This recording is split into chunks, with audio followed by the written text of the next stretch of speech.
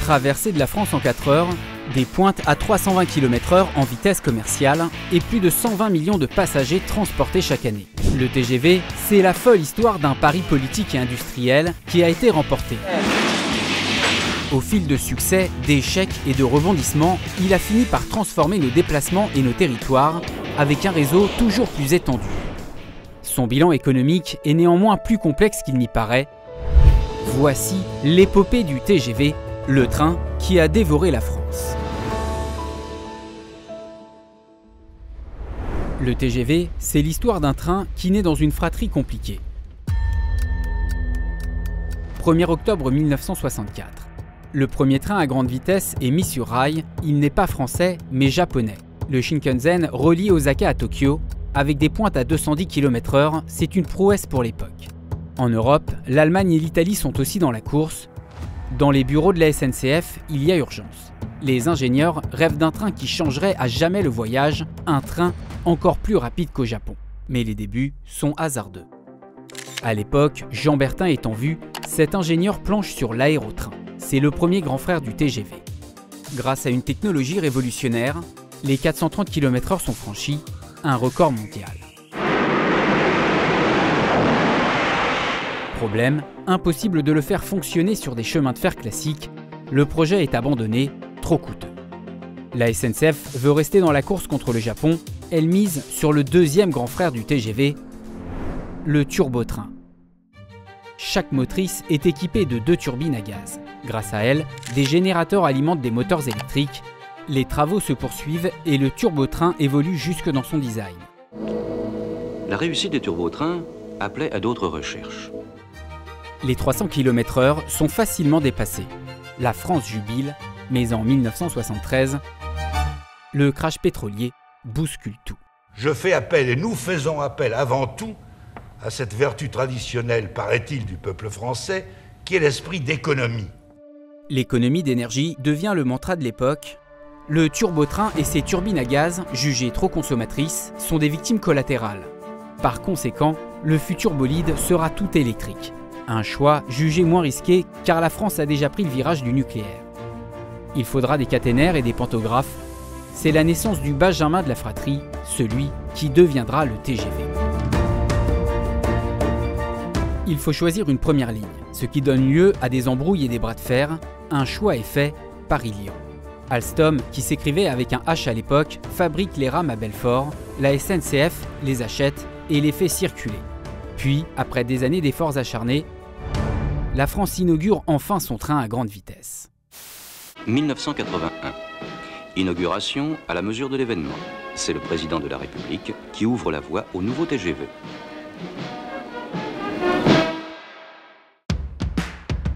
Le TGV est un carton commercial. Les Français se ruent vers ce nouveau train orange au nez aérodynamique. Dès sa mise en service, le nombre de voyageurs bondit de 63% sur la ligne Paris-Lyon d'une année sur l'autre. Avec un billet TGV, on achète avant tout la vitesse. Il fallait 4 heures de train pour un Paris-Lyon.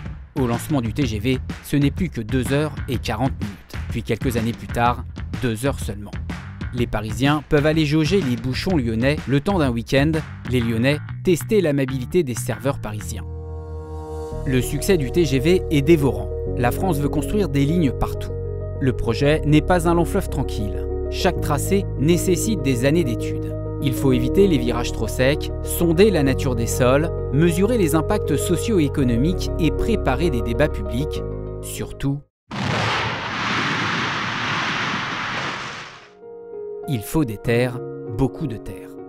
La SNCF doit négocier avec ceux qui les possèdent. Bien souvent, c'est un déchirement. On m'a jamais donné un sou à moi. Alors moi, je resterai ici. Vous m'abattrez avec la baraque si vous voulez, j'en ai rien à foutre. Mais je m'en irai pas. Autre problème, dans les villes, le TGV attire autant qu'il révulse. Tout le monde veut les avantages, sans les inconvénients. Lorsqu'une nouvelle ligne est annoncée, les élus se battent pour obtenir une gare dans leur ville, mais veulent que les rails soient construits ailleurs. Les nuisances sonores ne sont pas les bienvenues. Le président François Mitterrand lui-même s'en plaint lorsqu'il va voir sa sœur en Saône-et-Loire. Après Paris-Lyon, les lignes TGV se multiplient. Elles sont choisies en fonction des volumes de trafic et des gains de temps possibles. Le réseau est centré sur Paris. Il s'étend vers l'ouest, vers le nord avec Lille, désormais à 1 heure de la capitale. Eurostar l'envoie même jusqu'à Londres grâce au tunnel sous la Manche, le sud enfin avec le tronçon Paris-Marseille en 3 heures seulement. En parallèle de sa carrière commerciale, le TGV bat plusieurs records de vitesse expérimentale.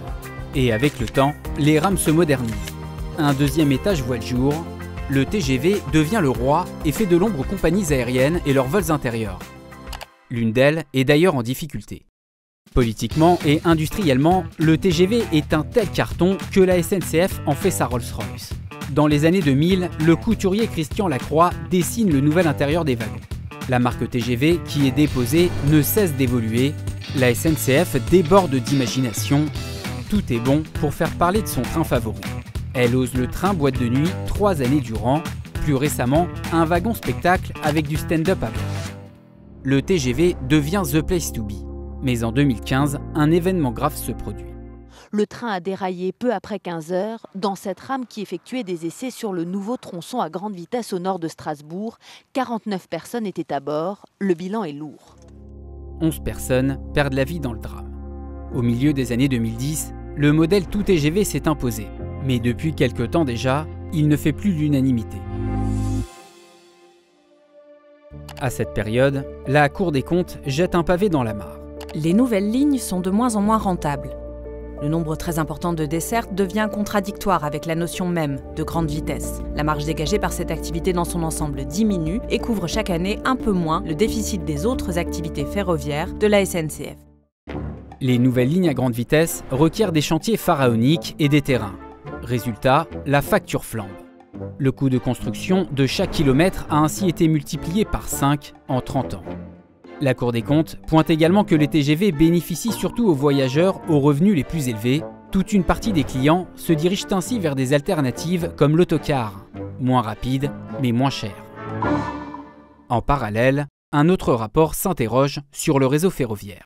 Il y a un rapport qui date de 2005 qui avait été commandé par le gestionnaire de l'infrastructure, qui s'appelle aujourd'hui SNCF Réseau.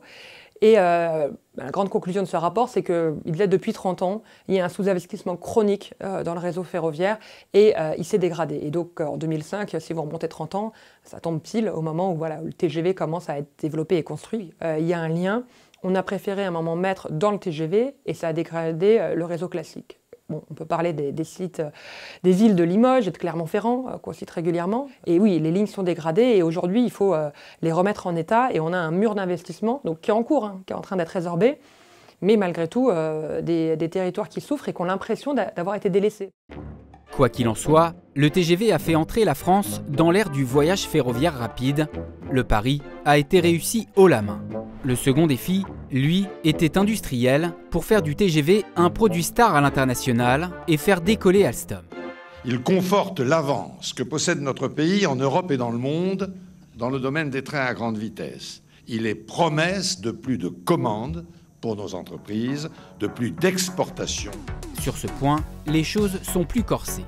En 40 ans, Alstom a bien vendu des rames à grande vitesse à l'international, en Europe ou encore en Corée du Sud.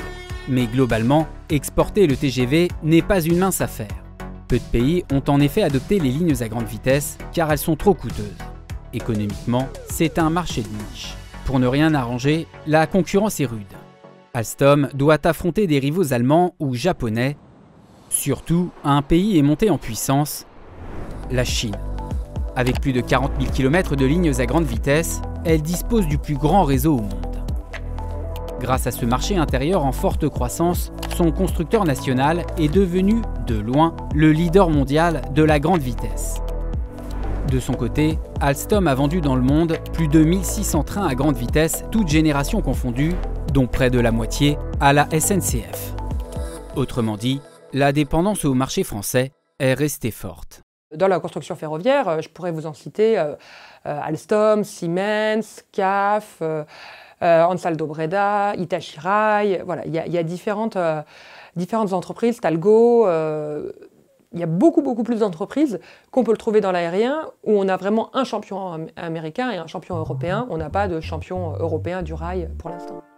Malgré tout, Alstom continue d'innover. Avec le TGV-M, le dernier né de la famille arbore une architecture nouvelle. Objectif, remporter des contrats alors que le marché mondial connaît une nouvelle effervescence. Avec les enjeux climatiques, de plus en plus de pays investissent dans les lignes à grande vitesse. Des projets importants sont annoncés, Alstom pourrait en bénéficier. Pour cela, les ingénieurs ont planché sur un TGV nouvelle génération. Connecté et modulable, il transporte toujours plus de voyageurs tout en réduisant la consommation d'énergie. Ironie de l'histoire, aujourd'hui, le gain de vitesse n'est plus une priorité.